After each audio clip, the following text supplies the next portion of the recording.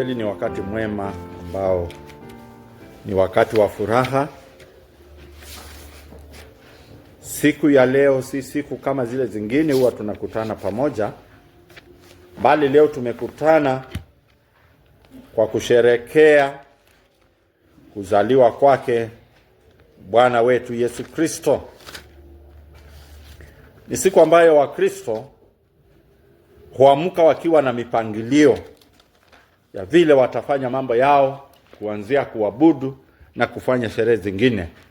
Ni siku ambayo walimwengu huamka wakiwa hawana mpangilio wa vile mambo yatafanyika na vile wataanza siku. Hata ukifuatilia wengine utawapata hata wako nyumbani, hawajui wafanye nini ili waone sikukuu imeanza au wameanza sherehe hizi. Bali sisi kama Wakristo tunajua ya kwamba kwetu sisi ni siku ambayo tunapaswa kukusanyika pamoja na kufanya ibada ya shukrani kwa Mungu wetu, kwa sababu ni siku ambayo tumekumbukwa. Ni siku ambayo Kristo aliweza kuzaliwa ulimwenguni, na kwa hivyo kwetu ni siku ya kufanya ibada ya shukrani kwa Mungu wetu. Na kwa hivyo siku ya leo tutaweza kuangalia neno la Mungu kutoka kitabu cha Wagalatia mlango wa 4. Galatians and chapter 4. Ninakumbuka kwa majuma yaliyopita tumeweza kuangalia mambo kadha wa kadha kuhusu siku hii ya leo.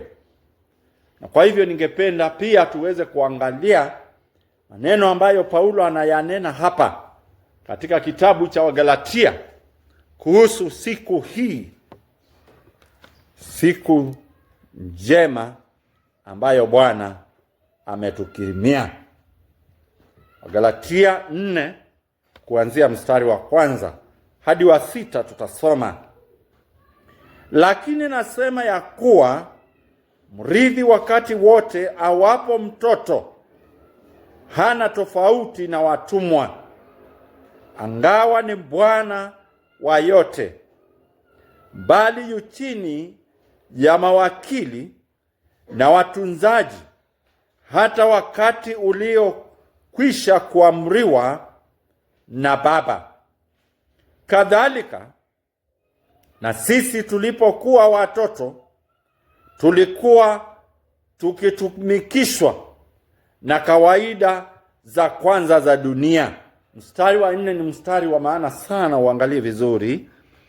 Hata ulipowadia utimilifu wa wakati, Mungu alimtuma mwanawe, ambaye amezaliwa na mwanamke, amezaliwa chini ya sheria, kusudi awakomboe hao waliokuwa chini ya sheria, ili sisi tupate kupokea hali ya kuwa wana. Na kwa kuwa ninyi mumekuwa wana, Mungu alimtuma roho wa mwanawe mioyoni mwenu mioyoni mwetu, aliye Aba, yaani Baba. Tuombe. Tunakushukuru Mungu wetu kwa sababu wewe ni Mungu mkuu unayetupenda, hata wakati ulipotimia ukamtuma mwanao Yesu Kristo. Ndiposa leo tumekusanyika mahali hapa kuweza kusherehekea kwamba wakati ulipotimia ulimtuma Kristo, akaja duniani, akazaliwa na Bikira Mariamu. Ndiposa wokovu wetu umekamilika ndani yake, kwa sababu hatungeweza kuulipia sisi wenyewe. Bali Bwana, tunakushukuru kwamba uliona unyonge wetu, ukamtoa mwanao wa pekee ili awe sadaka ya upatanisho. Tunakushukuru Mungu wetu. Tunaomba kwa kanisa lako takatifu ambalo tunajua limekusanyika sehemu mbalimbali, Bwana wa majeshi, ili ukawanyoshe baraka zako. Nena na watu wako Hii ni siku ambayo watu wengi huingia katika nyumba za ibada, hata wale bado hawajamwamini Kristo. Bwana, tunaomba wanenee kwa utukufu wa jina lako. Komboa watu wako, Bwana wa majeshi. Kwa jina la Yesu Kristo tumeomba. Amen. Amen. Katika sehemu hii ambayo tumeweza kusoma, Paulo ananena neno hili ya kwamba Mungu pamoja nasi, kwamba wakati ulipotimia Mungu alimtuma Kristo. Hii ni siku ambayo ukinena na watu wengi, kwao ni siku inaeleweka vizuri sana. Ni siku ambayo watu wengi wanakaa kama wanaielewa, hadi muweze kuingia ndani pia na kunena kwamba Yesu Kristo ni nani, ama kwao Kristo ni nani. Hapo ndipo utaweza kupata watu wamegawanyika, na tumekuwa na maoni tofauti, kwa sababu siku ya leo watu wengi huchukulia kwamba ni siku ambayo wanaweza kwenda kwa nyumba za ibada kwanza, ili baadaye waweze kufanya mambo yao. Lakini hii ni siku ambayo ni dhihirisho kwetu kama kanisa juu ya upendo wa Mungu. Christmas proves that everybody loves Christ. Everybody behaves as though they know God, as though they know the incarnate God, the Son of God. Dini zote, ukiongea na watu siku ya leo, watakuambia kwamba leo ni siku ya kusherekea kuzaliwa kwa Kristo. Lakini mnapoingia ndani kunena juu ya Kristo huyo, unapata kwamba watu wananena juu ya Kristo ambaye hawajamjua. Kwa hivyo tunapofikia maneno ya kuongea Kristo ni nani tunayemsherekea, hapo ndipo maneno huanza kubadilika. Lakini hapa Paulo ananena neno hili katika huu mstari wa 4 ambayo tutayaangalia kwa siku ya leo. Wakati ulipotimia, when the fullness of time had come, the birth of Jesus came. When the fullness, hata wakati ulipotimia. Hii inakuambia ya kwamba kuna wakati ulio nyuma kabla Kristo hajazaliwa, na kuna wakati ulio mbele baada ya Kristo kuzaliwa. Kwa hivyo kuna nyakati hizi, na kuna wakati ulifika na haukupita. Wakati ulipotimia Kristo kuzaliwa ulimwenguni, hakuna hata nukta, hakuna hata neno, hakuna hata wazo ambayo iliweza kubadilisha kuzaliwa kwa Kristo. Na ndio tunaona mpangilio wa kuzaliwa kwa Kristo. When the fullness of time came, King Herode ambaye ni mfalme hakujua. Lakini pasipo kujua kwake haikubadilisha mpango wa Mungu wa kumleta Kristo ili azaliwe. When the fullness of time came, no matter how crucial it was, Christ was born. I like the way Paul puts it. Mstari wa 4. Hata wakati ulipowadia utimilifu wa wakati. Wakati ambapo Mungu alipanga kumwokoa mwanadamu, nyakati ambazo zilikuwa wafalme ambao walikuwa hawakubadilisha hata kidogo mpango wa Mungu. Mungu achelewi, kwa sababu tuliona juma lililopita, hata mahali tumesoma Luke chapter 2, kwamba wachungaji walipoenda kwa ikulu ya Herode wakasema, tumeona nyota, na kulingana na vile tumeona ni kwamba nyota hii imetuongoza hadi kwa mfalme na tumekuja kumwona huyo mtoto. Herode hakuwa na habari, ni yeye alikuwa amechelewa na kujua nyakati. God was never late.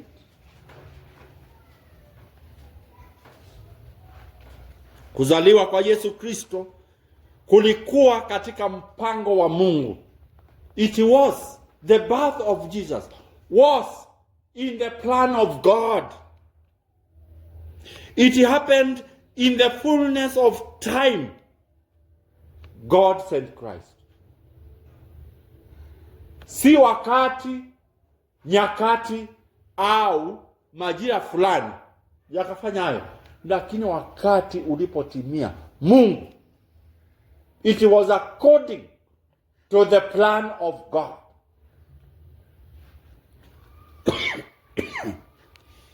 Mfalme Herode angeulizwa, angesema wakati bado. Watu waliomzunguka Herode wangeulizwa, wangesema bado. Lakini wakati ulipotimia, Kristo alizaliwa. No one can delay the plans of God. Hakuna mtu anaweza kuchelewesha Mungu, hata mfalme.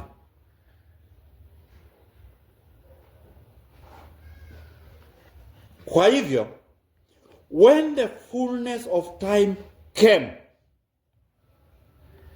God sent his son. It didn't depend on Pharaoh. It didn't depend on climate, on times. It depended on the time of God. Ilikuja kulingana na wakati wa Mungu. But when the fullness of time came, wakati ulipotimia, haikupitana. Wafalme waliokuwa kwa wakati huo hawakusimamisha chochote. Hata wao, tunaona mfalme Herode akiita watu na waulize, haya yalitabiriwa lini? Watu walikuwa wanajua. God had made people to know. King Herod anauliza, ni lini haya matabirio yalitokea? Wakamwambia wakati. Wakasema kweli imetimia. It has come because the fullness of time had come. Jesus is not like God. Jesus is not almost like God. He is God. 100% equal with God. The Son. Equal with God. He is God. But when the fullness of time, wakati ulipotimia. Hapa tunaona jinsi ilivyo jambo isiyo ya kutafuta na kuwazia, wakati mambo ya Mungu yanakuja kutimia. Watu wanasema ya kwamba kanisa inaabudu mtu fulani ama miungu fulani. Kwa sababu Christmas wanasema ni jina ambayo imeletwa kutokana na miungu fulani ya watu fulani. Bali sisi hatuna haja. Christmas inatuletea katika mawazo yetu kwamba Mungu ametukumbuka, Mungu ametuletea wokovu.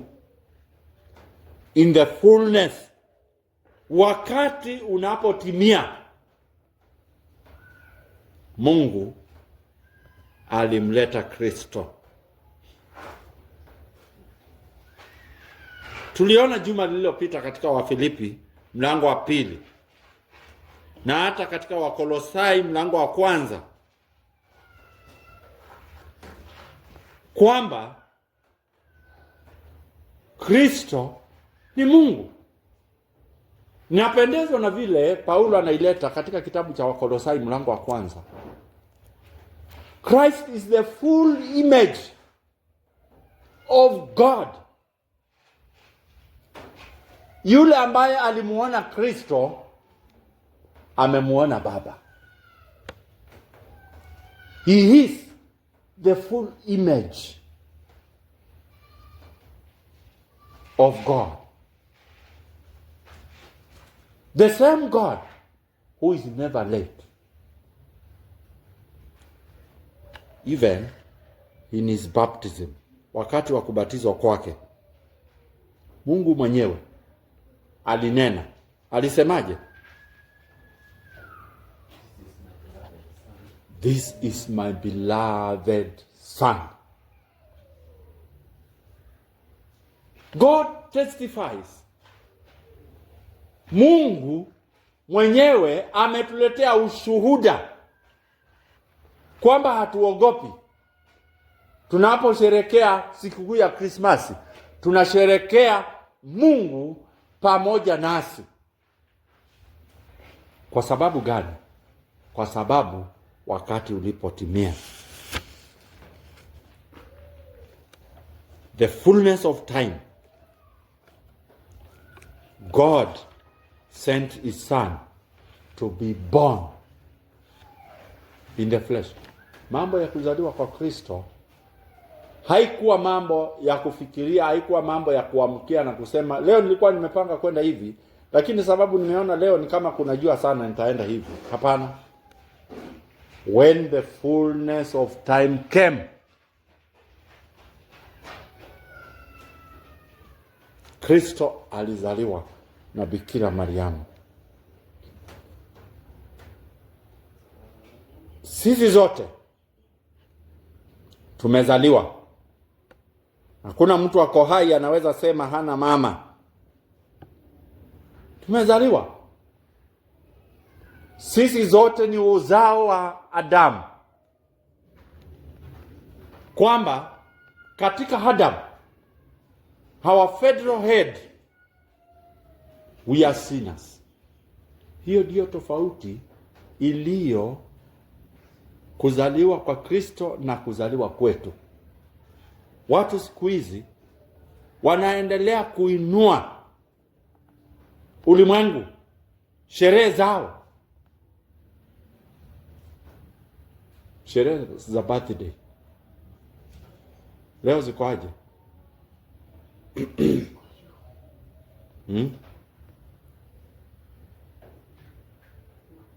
Asubuhi mwende alikuwa ananionyesha watu wameweka wimbo, wanasema huyo Yesu wa leo tunayemsherekea ni Yesu mwana wa Mungu tunayesonga na yeye. Tunasonga na yeye.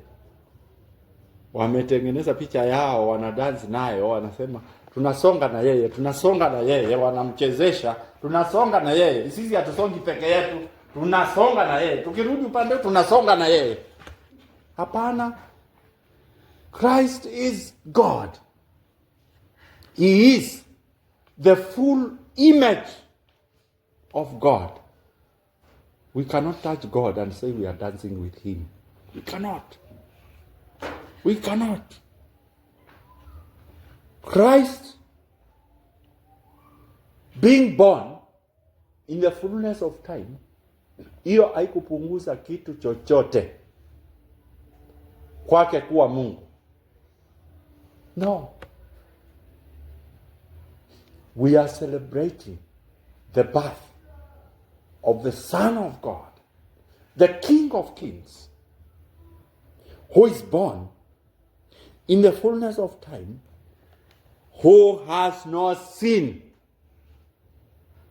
Tofauti yetu na yeye ni kwamba sisi ni wenye dhambi. Sisi watoto wa Adam ni wenye dhambi. Kristo tunayesherekea kuzaliwa kwake hana dhambi. He was sinless, born of a woman, yet without sin. When the fullness of time, wakati ulipotimia, Kristo alizaliwa.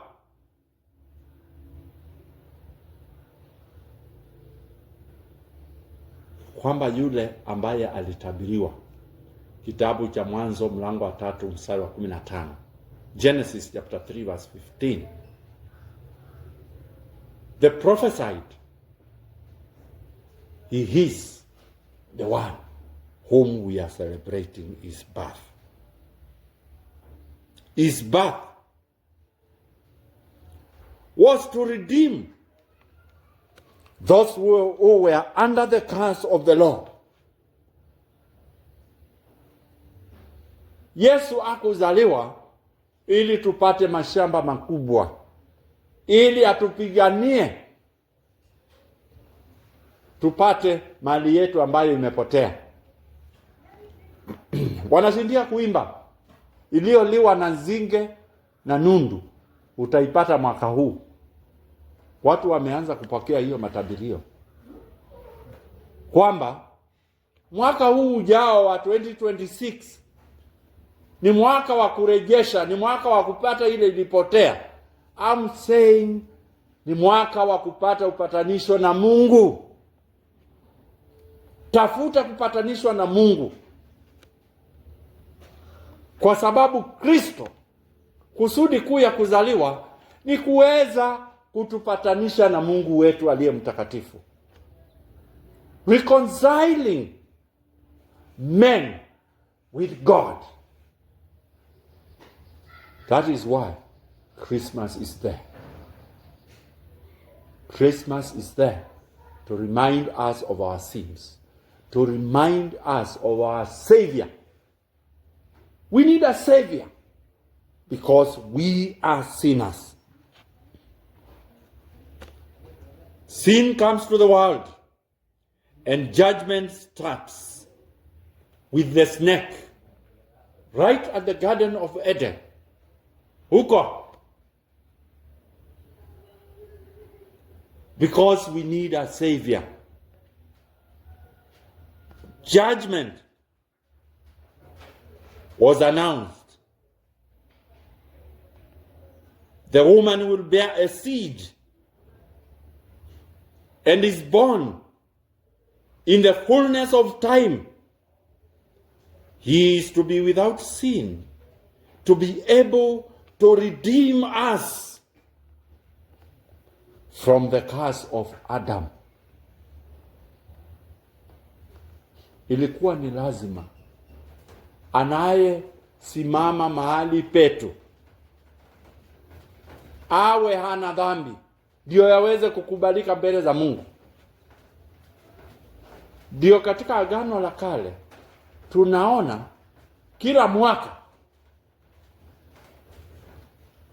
makuhani wanaingia patakatifu kutoa sadaka, na wanarudia kila mwaka.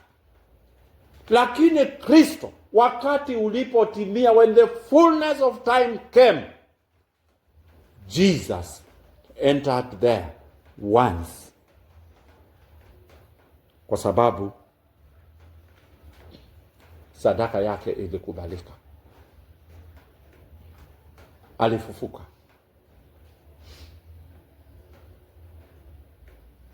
He was born under the law. We are born under the law. We are born under sin. We have broken the law of God. And we need one who is righteous, the Son of God, to redeem us. Sikukuu haihusu manguo, haihusu mavazi, haihusu vinywaji, haihusu marafiki. Inahusu uhusiano wetu na Mungu. When the fullness of time came, hata wakati ulipotimia, sisi ambao hatukuwa watakatifu, sisi ambao tulishindwa na kutimiza sheria ya Mungu, kunaye mmoja ambaye alitimiza sheria ya Mungu kikamilifu, naye ni Kristo tunayemsherekea siku ya leo. Tunahitaji mmoja ambaye hana dhambi. We say we need the double imputation, ili tupewe utakatifu wake, iwe kwamba tunahesabiwa hatuna dhambi,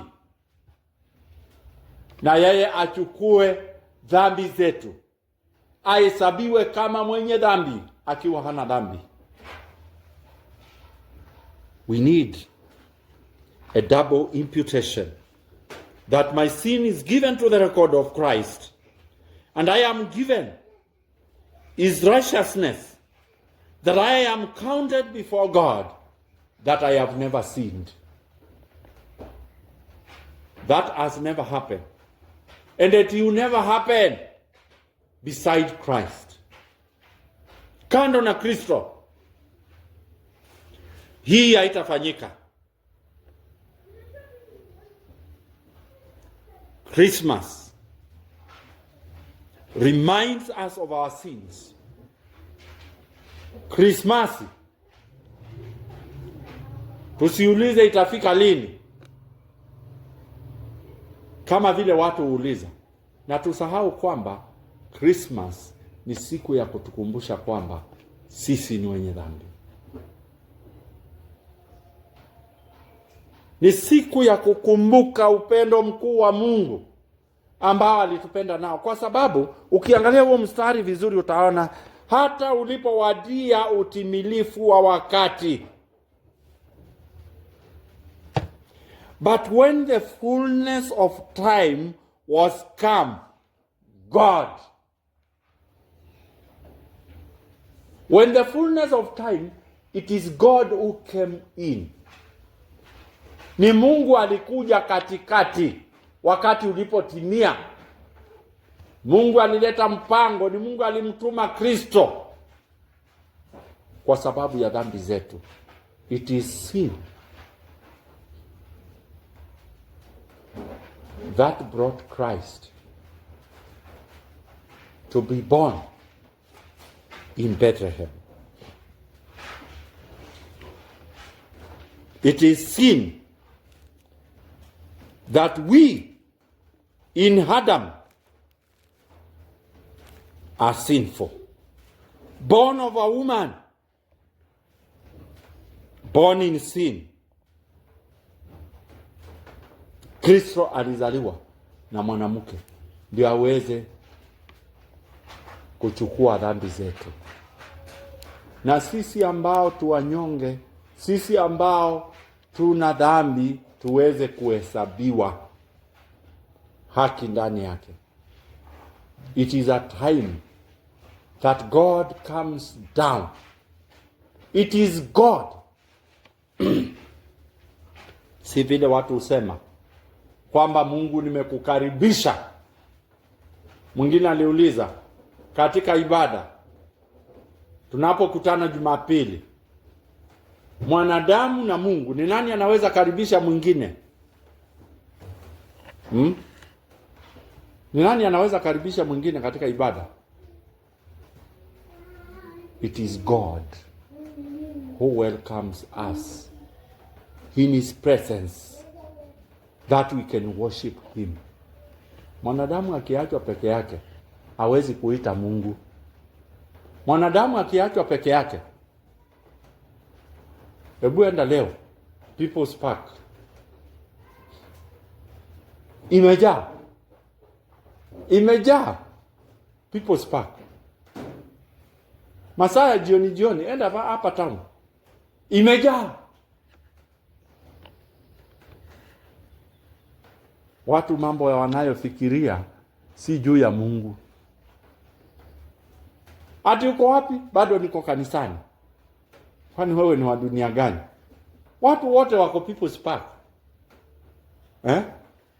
Sisi zote tuko hapa. Wewe ndio wa huko.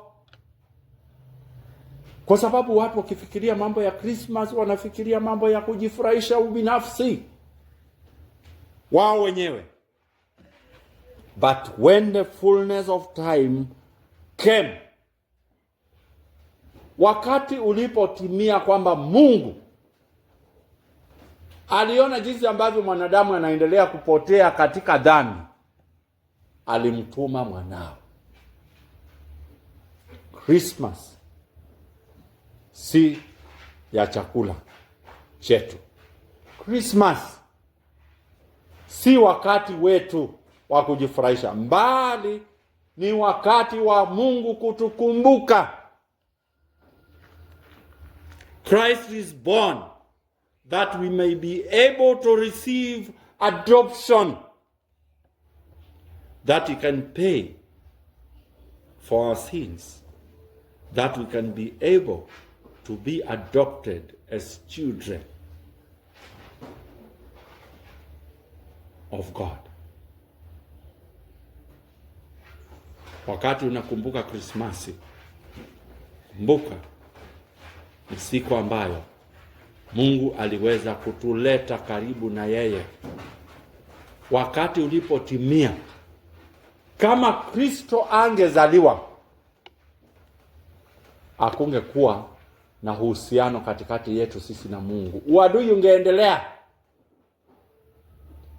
Christmas has brought us to God. Tumepatanishwa na Mungu kwa siku ya Krismasi.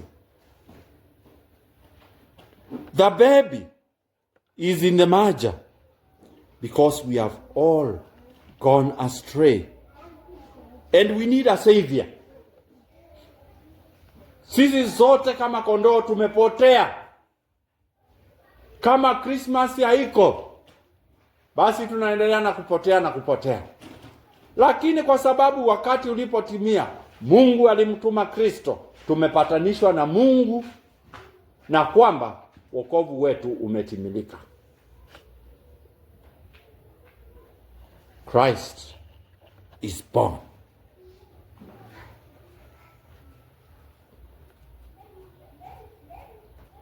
Mkristo wa kweli anapaswa kupenda siku ya Krismasi kwa sababu ni siku ambayo inatukumbusha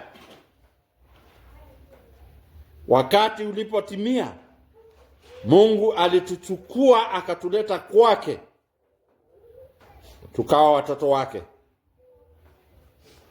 Before Christmas, before Christ is born, hatukuwa watoto wa Mungu. We were not sons of God, but enemies of God. Without Christmas, there is no Easter.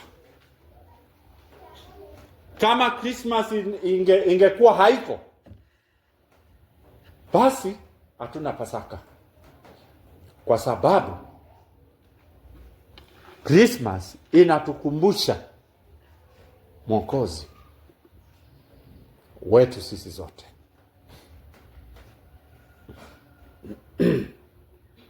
We are enemies of God. Jesus brought us to God. Mstari wa 6, verse 6. Na kwa kuwa ninyi mmekuwa wana wa Mungu, alimtuma Roho wa mwanawe mioyoni mwenu aliye Aba, yaani Baba. Paulo ananena juu ya Mungu Baba, Mungu Mwana na Mungu Roho Mtakatifu. When the fullness of time came, Christ was born. Na kwa sababu kuzaliwa kwa Kristo kulileta patanisho katikati yetu na Mungu, basi katika hiyo patanisho tumepewa Roho wa Mungu atuwezeshaye kumuita Mungu Baba yetu aliye mbinguni.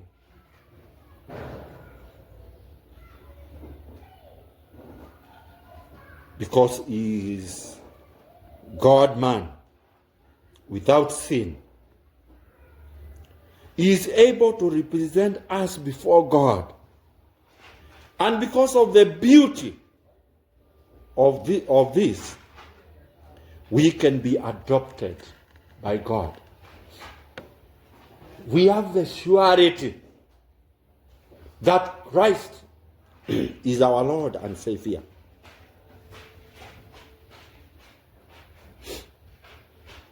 There is no salvation if Christ was only a prophet. There is no salvation if Christ was only a teacher. But there is salvation only if Christ is God. He is. He is. He is God. He is not only a prophet, he's not only a teacher, but he is God. He purchased our peace with God. God with us. God with us. Emmanuel. Emmanuel, our salvation. Emmanuel. Emmanuel, our salvation. May God help us. Mungu atusaidie kwamba hatutafikiria mambo ya Krismasi na kusahau kwamba Christmas inatuletea wokovu wetu. Christmas is pointing us to the Savior, that our salvation is complete in Christ Jesus. Emmanuel, God with us. Tuombe. Tunakushukuru Mungu wetu kwa upendo wako mkuu, kwamba hata wakati ulipotimia, tulipokuwa wafu katika dhambi, tulipokuwa adui zako, tulipokuwa kwamba hatungeketi na kusikiliza neno lako, uliudhihirisha upendo wako mkuu kwetu, kwamba ulimtuma mwanao. Na ndiposa tunasherehekea siku ya leo kwamba Kristo alikuja duniani, akauchukua mwili wa binadamu, akazaliwa na Bikira Mariamu, ili sisi ambao tulikuwa mbali tuletwe kwako kupitia kwa kifo chake. Bwana, utusaidie kwamba hii siku ya leo itakuwa ni siku ya kufikiria juu ya upendo wako kwetu. Itakuwa ni siku ya kufikiria juu ya uhusiano, patanisho kuu ambalo ulituletea. Kwa Kristo Yesu tumeomba. Amen.